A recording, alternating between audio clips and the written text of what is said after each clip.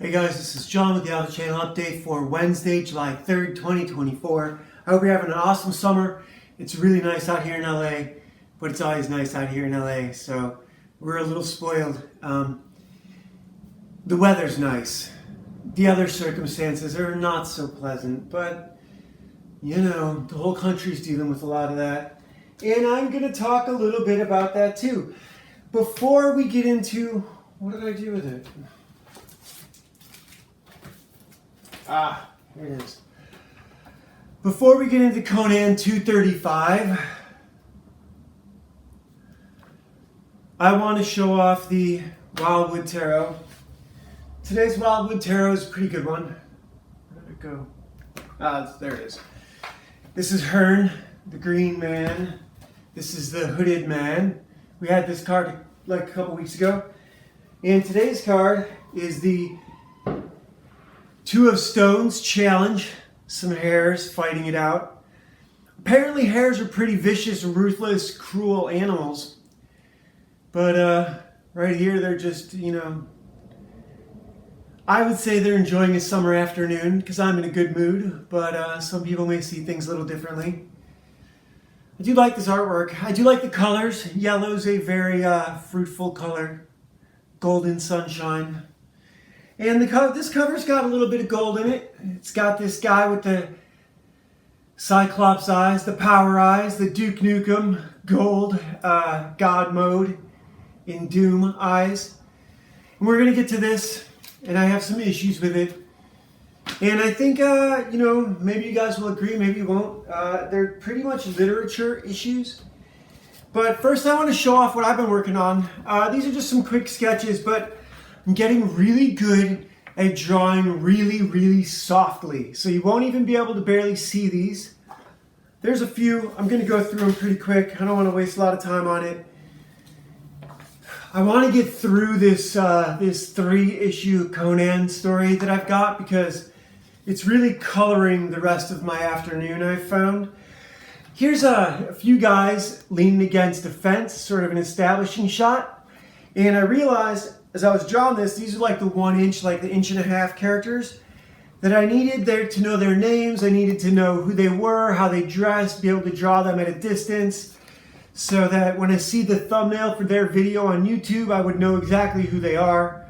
I don't know their names right now, but I have done a pretty good job here. One kid's in aviators, one kid's in a fishing hat.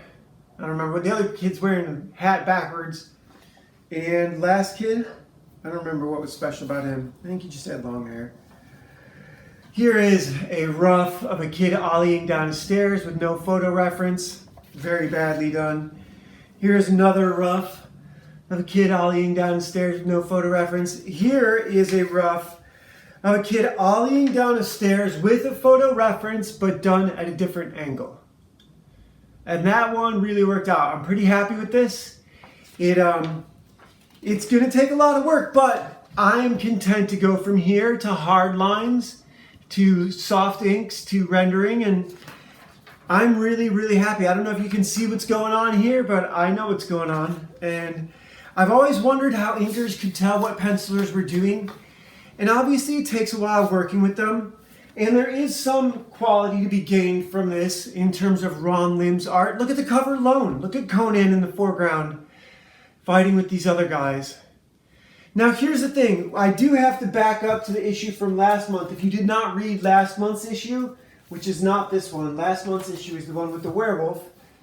And if you did not read this, then this month's issue will be difficult to understand. You got to remember that every issue is always someone's first issue, they say. I learned that from Terry Moore, who did Strangers in Paradise. The first Strangers in Paradise I read was Kat Chu getting thrown off a rooftop by someone else, and most of the book is her falling in a flashback of her life, and then at the end she lands on another rooftop like 10 feet below. I think she even lands on a mattress or on a couch like 10 feet below. So this is the beginning of this one. This kid doesn't get burned, right? So the end of this first story, this kid's name is Jorma, He's Conan's new friend, and they go out doing GTA shit. They've abandoned their parents. Now they go back to Jorma's home, and for some reason it's on fire. He walks in, rescues a box of treasures that whenever Conan looks at it, it's empty. And Conan wants to know why he doesn't burn. Jorma gives Conan like you would to a girlfriend. He gives him a magical amulet. And here's the scene where I was talking about where Jorma's a jerk to these kids. And I could read it, but there's not really a point.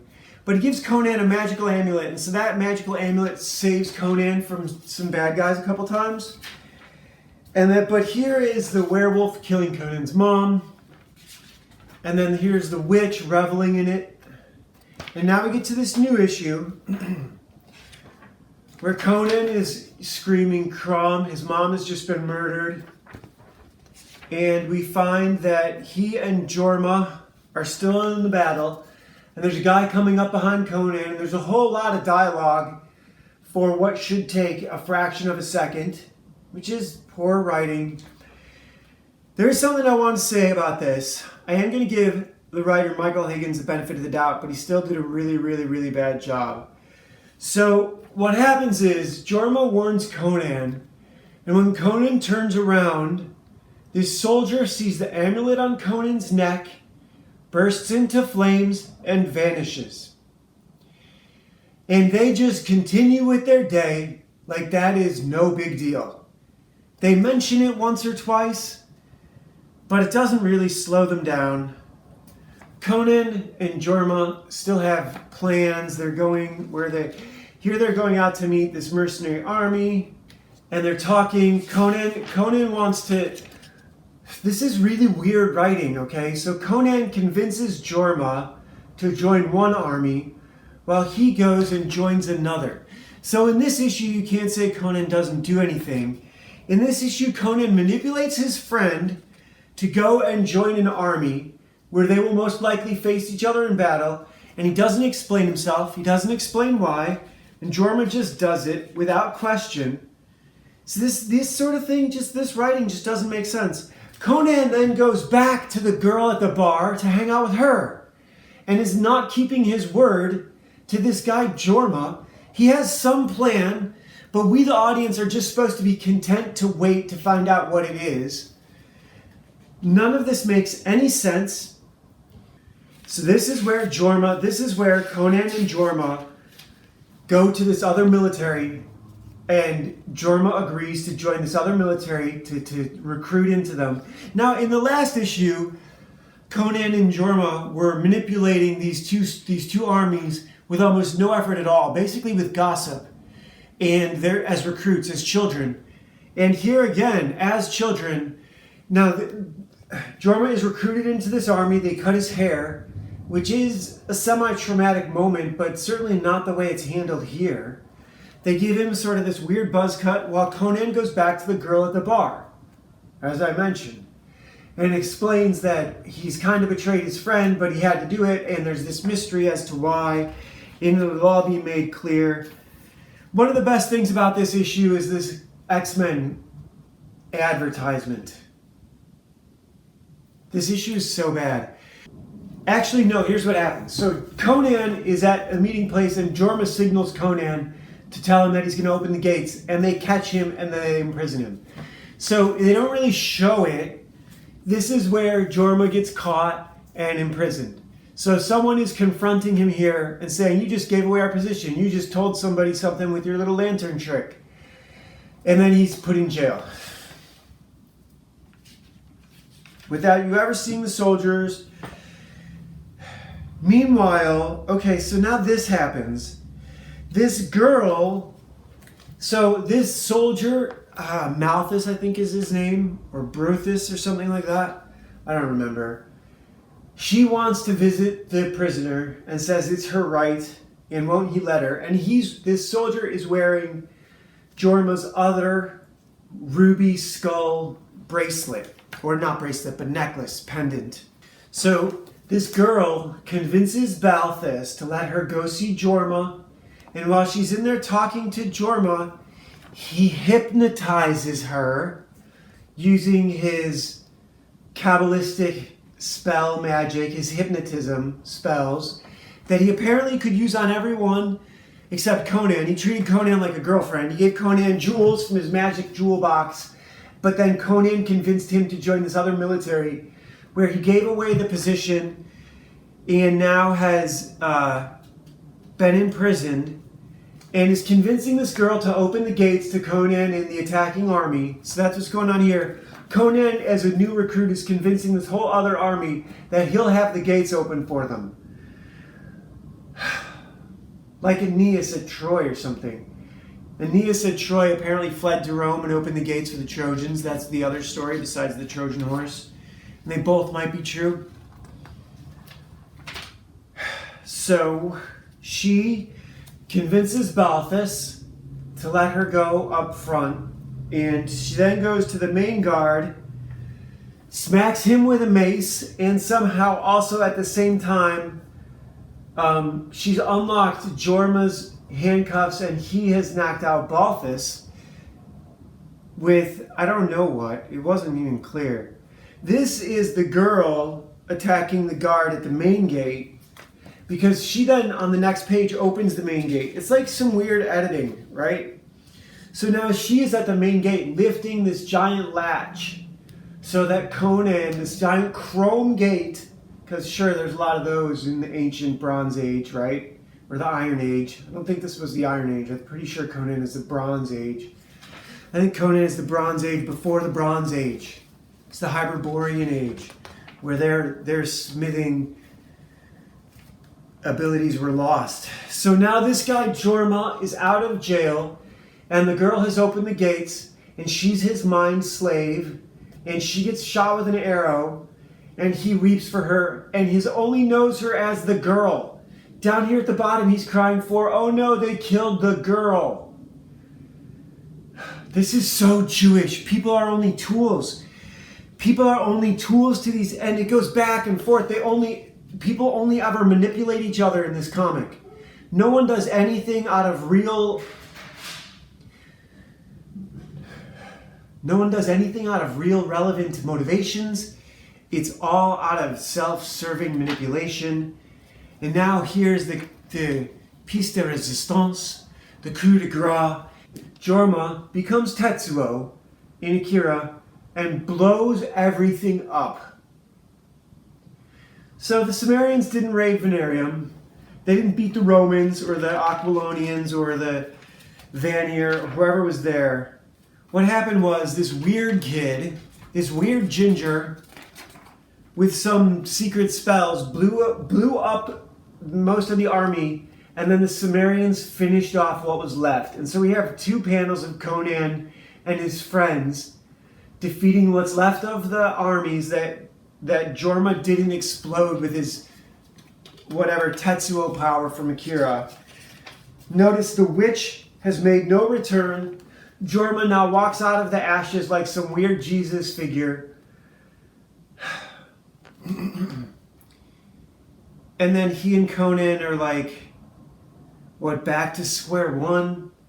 They have to go their separate ways or something, whatever it is. It's some stupid, retarded ending.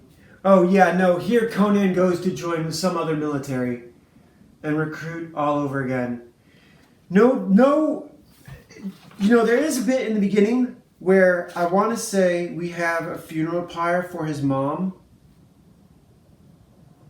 No further lines about his parents, about grieving for his parents.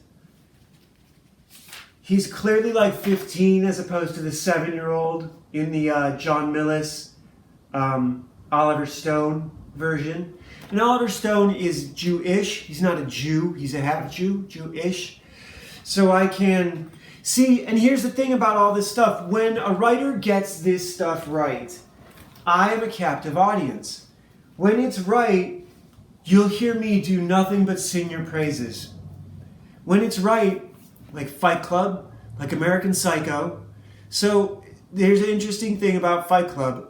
Fight Club is written by a gay dude, and it's directed by a gay dude, and no one had any complaints about that film. Nobody. American Psycho, written by Bret Easton Ellis, a gay dude, directed by a female, starring Christian Bale. No one had any complaints about American Psycho. How come when it's right, no one throws up all this shit? But when it's wrong, because when it's wrong, it's a humiliation ritual, it's propaganda, or it's just stupid. It's just lazy. It's phoning it in. It's you wouldn't have gotten your job if you didn't go to, if, so-and-so hadn't been at your bar mitzvah. You have no right to our culture. And that was why I wanted to talk about the other stuff before I got into this. But, I recently finished listening to The Robe again. I have 3 copies of it here. One of these copies is not as new as the others, but that's the autographed one. So I'd like to give these away. I'd like to say it's not an uplifting ending, but the characters make choices. The choices that Conan makes in this comic are out of character and ridiculous and don't make any sense and aren't relevant to anyone, aren't relevant to his character as a person in his environment. The choices, same thing about the other characters. When they choose to sort of obey or go with the crowd, is that really even a choice? So yeah, this was really disappointing to read. I can't wait for the next one. I believe the next cover is pretty amazing. I was wrong. This cover is pretty good. Ron Lim's art was great, but look at what we have coming up.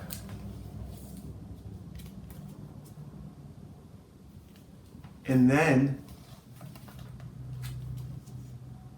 so this is Jim Lee doing the cover. This is Todd McFarlane doing the cover. And I was lucky enough to get Todd to sign this at a convention. So, comics are awesome, especially when they're done well. When they're not done well, it's kind of unforgivable. I did want to say, look, if this was drawn without any input from the writer, some of it's forgivable. A lot of this was drawn with me having just sort of laid out a plot and said what I'd like to have happen on certain pages. And then I had to go back and fill in the dialogue. And I put myself under a lot of pressure because of my circumstances. I wanted to get this done by an arbitrary date and have it sent in to submit it to wherever. And I had sort of made a commitment to do that, and that involved a lot of work, and I think I missed that deadline probably a couple times. And I never did get this to hit the emotional high notes that I wanted with the dialogue that I wanted. So I have some sympathy, but this comic book is light years better than this. Light years. This is good. The values are consistent, the characters are consistent, the characters make choices, the characters make hard choices. In this, the characters are completely not sympathetic. And that matters. Fiction matters. For me, fiction matters. If all I was into is skating, then maybe fiction wouldn't matter. But I think my fiction addiction is bigger than my skateboarding addiction. Working out is an addiction too, but in a different sort of way. So, look, I don't know what I mean to say about all this. The culture war is real. We're about to have a cackling prostitute, a hyena of a person, as a president. I mean, at least Caligula was only going to make his horse a senator. But we're going to have a prostitute as a president. So, here's a theory for you guys. Someone could still die. The people involved are pretty vicious, and a lot of them are very old. And they're not above assassination tactics. 37 presidential candidates in Mexico. This is on our immediate horizon. And I think the next thing we're going to see is the fall of the federal state and the rise of the corporate empires. Corporate empires are going to move into individual states and start writing the laws there. And it's going to be a fascinating change. We're going to see some balkanization. I always used to argue about that, but you know.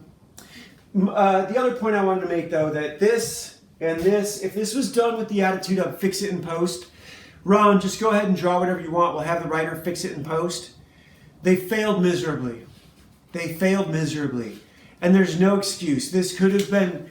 Now, if Ron took it upon himself to draw this godlike character, Jorma, and he plotted all of this, then it's completely his fault.